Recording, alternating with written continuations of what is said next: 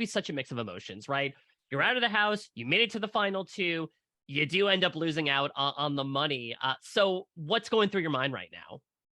I mean, for me, Mike, to be honest with you, initially I was a bit confused, a bit surprised by the way the jury votes ended up landing. But after hearing Taylor's speech and the way that she communicated her story throughout her time in the Big Brother house, I was not surprised that they resonated with that, and I'm not surprised that anybody who was watching would have resonated with wanting Taylor to win, given how effectively she communicated her story. So in my mind, of course, I'm going to look at myself and say, could I have done anything differently as far as my game goes to make sure that I was in the best position to win?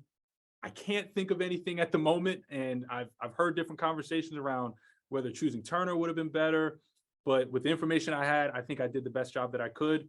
And I'm happy to lose to the first African American woman to win Big Brother. That to me, I'm glad to be a part of it. Are there any votes that you were most surprised by did not go your way for whatever reason? Oh, 100%. Yeah. So we'll start off with Terrence for sure. He's somebody that always talked about how important it was to make big moves, and me evicting Turner at the end, I thought would solidify that vote. Kyle, we have been close and worked together all throughout the season. And especially with our alliance in the pound, which then started the leftovers, I thought he would resonate with my game, especially how logical he is around how to play the game of Big Brother. Joseph, for sure, was a huge surprise for me. I thought that in his mind, or I thought from our conversations, where he told me specifically that if he wasn't going to win, he would want to see me win. And that was unprompted. That was something that he just told me outright very early in the season. So I thought I could surely count on his vote. And then Indy was a little bit of a surprise too. But again, with the powerful sentiments around the vote and what it could mean for women in this game, I think it makes sense that she did vote that way. Even Michael, to an extent, was a little bit of a surprise, but yeah, those were the votes I was surprised about. Yeah, so let's talk about your relationship with Taylor in general. Roller coaster would be describing it mildly, because Yeah, right. you start off definitely being the ones to lead the charge against her due to this whole misunderstanding / misleading going on with Paloma. Things grow closer, you grow closer. Things break apart near the end. You make some, for lack of a better term, not so nice comments about her not being a good representative for Black women. You call her cold-hearted.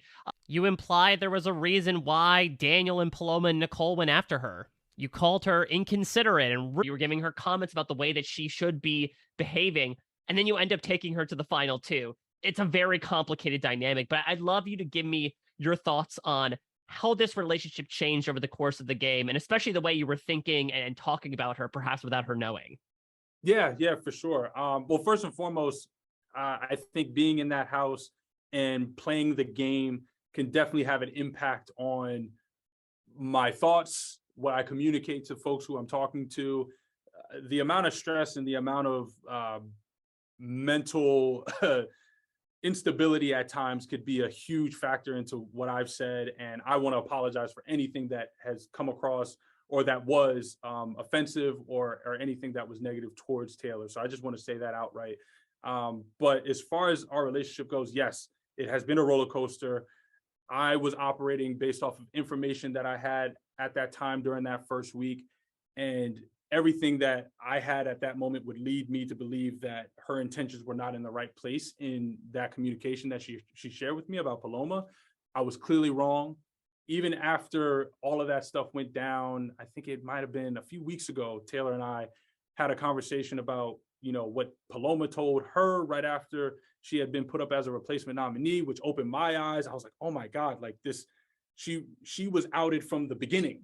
She was outed from day one. Like even without people knowing about her, they were already saying that they didn't want to work with her, even as a girls' alliance, right? So to me, that definitely changed my perspective.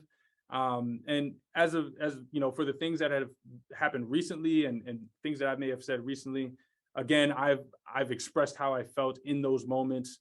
And if I said anything that came across the wrong way or that was offensive, I apologize. And, in the heat of those moments, being in a very stressful environment, there could be times where you slip up, and perhaps I did, and I don't remember those times. So you saying it now is definitely something that I'm going to need to reflect on. So yeah.